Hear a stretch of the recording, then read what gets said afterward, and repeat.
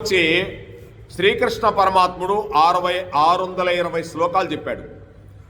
అర్జునుడు 57 శ్లోకాలు, సంజయుడు ఆయన చెప్పింది 67 శ్లోకాలు, ధృతరాష్ట్రుడు 1 శ్లోకం, మొత్తం 745 శ్లోకాలండి గీతాశాస్త్రం.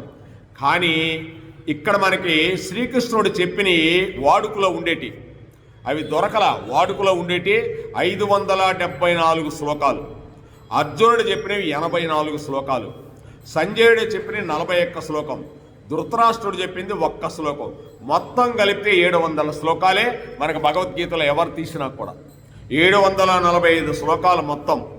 కాబట్టి ఈ భారతమందు గీతా శ్లోక సంఖ్య మొత్తం 745, కానీ 700 శ్లోకాలే మనకు లభిస్తూ ఉన్నాయి.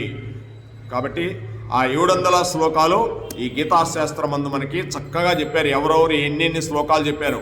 ఇప్పుడు కృష్ణ పరమాత్మ 574, అర్జునుడు 84, సంజయుడు 41, ధృతరాష్ట్రుడు 1, మొత్తం 700.